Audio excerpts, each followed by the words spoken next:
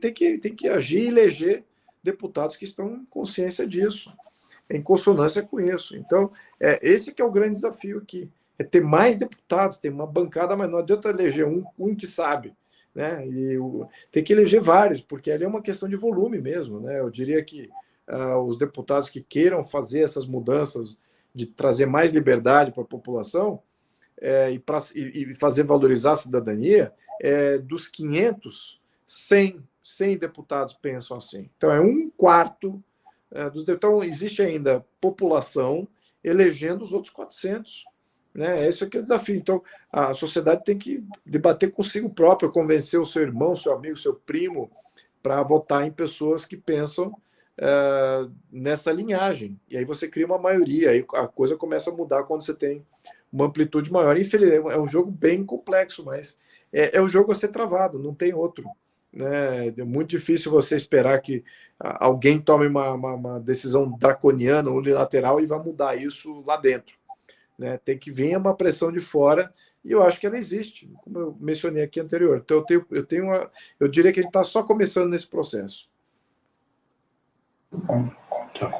Deputado, voltando à questão aí de produtividade, principalmente quando a gente fala dessa legislatura vigente, você acredita que houve aí um avanço desses deputados eleitos lá em 2018, fazendo uma comparação comparativa com a legislatura anterior em relação à liberdade em todos os sentidos aí, produtividade, enfim, fazer com que leis retrógradas aí sejam de fato canceladas, né? E a gente tem um ambiente de liberdade econômica, de pujança em todos os sentidos. Houve esse avanço ou a gente ainda está penando e está só gatinhando aí?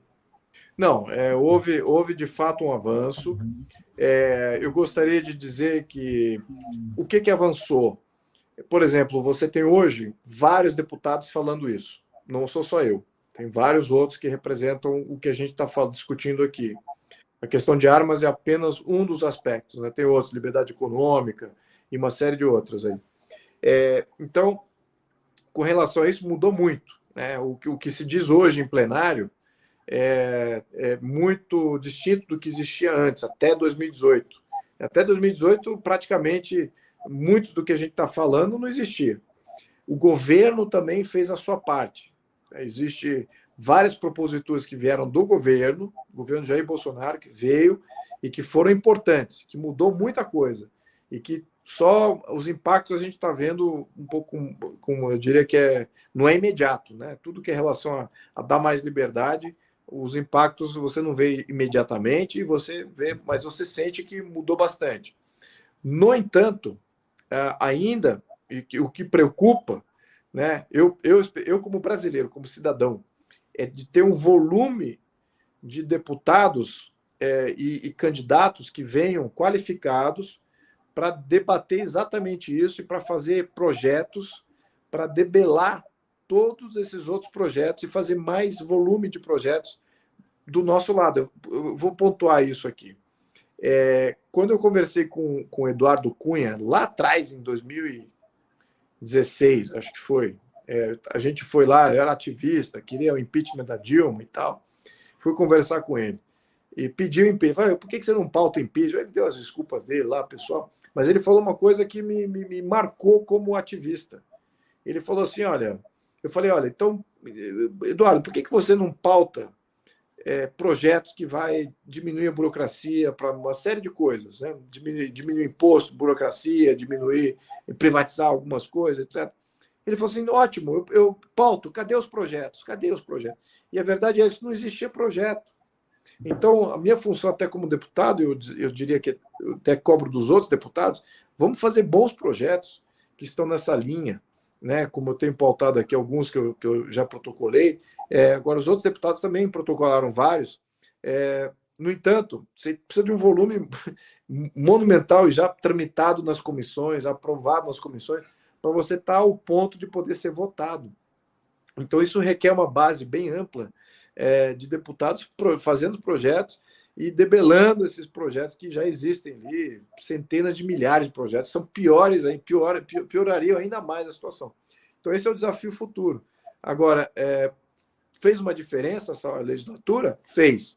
Fez a diferença que eu, como ativista e brasileiro, esperava? Não, não fez. Existem ainda algumas frustrações. Imagino que boa parte dos ativistas também pensa da mesma maneira. Mas eu diria que a agulha parou de ir para o lado esquerdo, vamos dizer assim. Ela continua ainda meio para a esquerda ali, mas parou de ir para a radicalização de esquerda como ela estava indo. Então agora temos que inverter ela, temos que trabalhar muito para ela chegar no centro ainda, e esperamos talvez até mudar para o outro lado. Então, eu diria que isso ainda é expectativa futura, mas estou respondendo a tua pergunta. Mudou, mas ainda tem muito a ser mudado e existe ainda muita frustração. Tenente, queria complementar aqui mais um pouco dos CACs. Como o senhor poderia nos relatar os laudos exigidos, psicológicos e técnicos, para que as pessoas possam poder utilizar o armamento e fazer o curso? Olha, a ANCAC, ela não luta, ela não representa como é que eu vou explicar? O armamentista, desculpa, de uma forma assim, desenfreada, não é bem isso, né?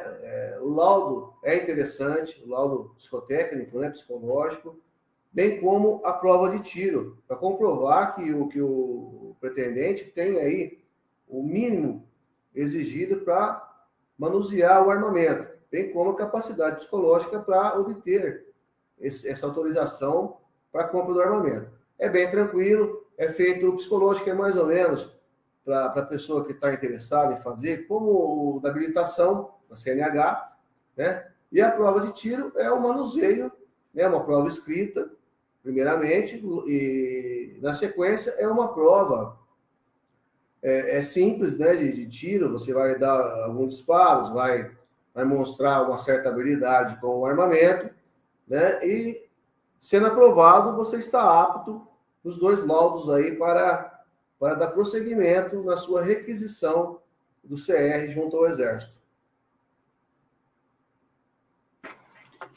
Queria perguntar para o tenente aí se o sistema Sigma, se uma arma pode ser registrada no Sigma e no